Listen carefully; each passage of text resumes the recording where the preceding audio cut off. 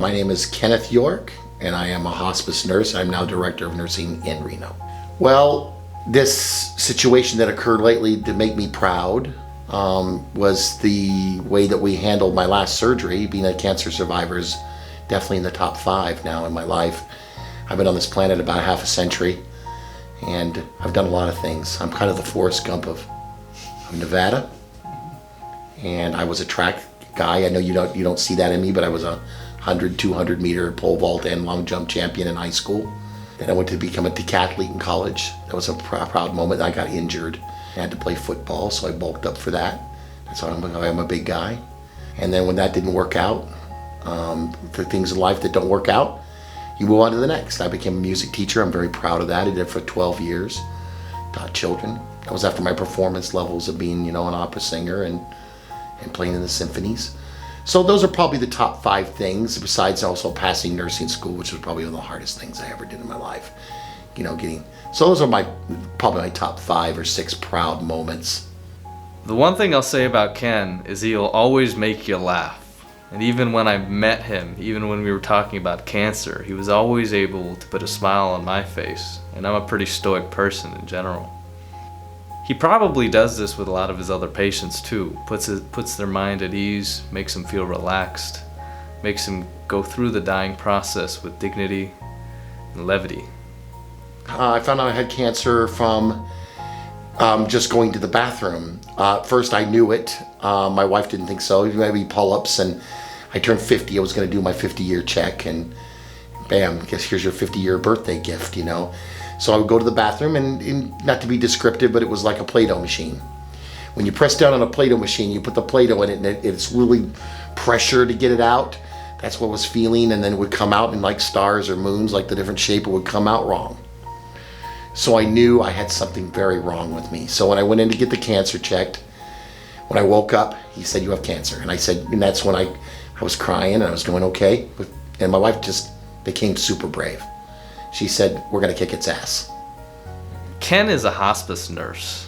He takes care of dying patients every day. He takes care of people that are end-stage cancer. So when he came to me with a new diagnosis of rectal cancer, stage 3, he was afraid.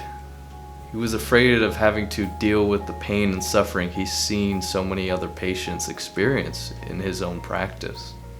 I wish I would have known to eat differently. I've changed my diet extensively in the last 9 to 10 months. I eat very poorly. You try to put thousands of calories into your body so you could be a big man, and so they don't make small centers in football, so you have to be a big man. And I just kept packing on the bad things. I think the red meats and the things that I was eating was causing this thing to occur. And so I think it would change my diet. I think that would be the biggest thing. The worst struggle was the 7 weeks after you gave me the surgery that we fought. I guess your body just reacts funny, like in a car accident where you don't remember things. I don't remember a lot of details of the things that occurred to me during those 7 weeks, but I remember the highlights and how difficult it was on myself, you, my family.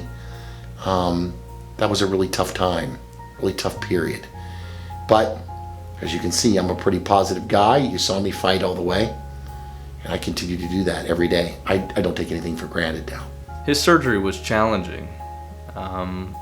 His cancer was very close to his sphincter.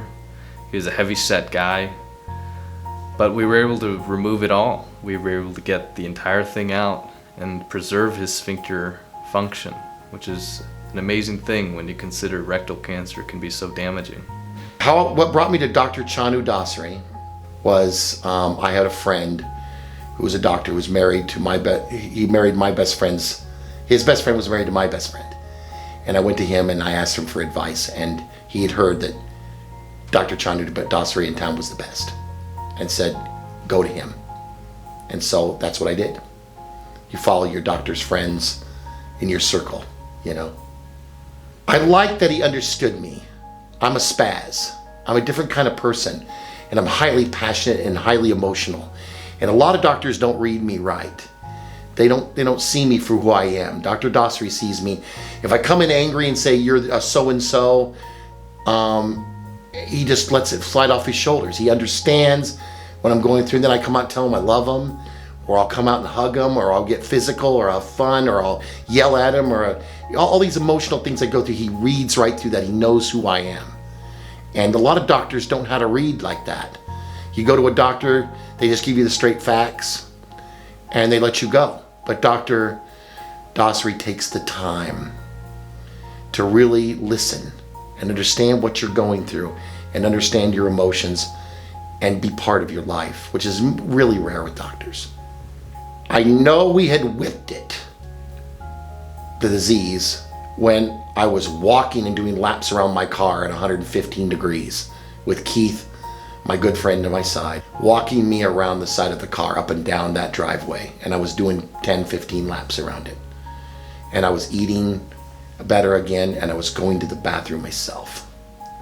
That's how I knew I was gonna make it. Ken was a rock star when it came to surgery. That guy was walking the day after he got operated on. He was telling all the nurses as he was making laps, joking with them. He was just great. He was such a great person to take care of. He really believed in nutrition. He really believed in exercise. He lost quite a bit of weight prior to his surgery, and his surgery went quite well. We are very happy with the results. I'm a hospice nurse. What I do is I go and make people comfortable. I understand the disease process even better than I did before. I'm able to understand when a person says, I'm done. I can't do this chemo and this radiation again another round. I've been there. I know what it does to you. And so I can take them through that next phase and say, I get it. Here's what I did. And let's get you through this next comfortable phase. And I think that later on I'll be joining those organizations when my life settles back in. Now he comes into my office every few months and just gives me a hard time and just jokes with me and asks me when we're gonna grab some beers. It's great. It's great to have a friend like that, and it's great to get to know someone like that. Someone who continues to take care of patients to this day. It's an honor to have taken care of him. You know, everybody says live for the day, but they don't mean it. If you're laying in a bed and you're dying and you're sitting there for 7 weeks in a bed, it's very lonely. You have a long time to think about what's going to happen when you get out of that bed. And I made certain promises to people that I was going to change. And I did. The diet, I got to be here for my wife. I got to be here for Dr. Dasari. I need you to succeed. I need that to happen for the next person that comes along.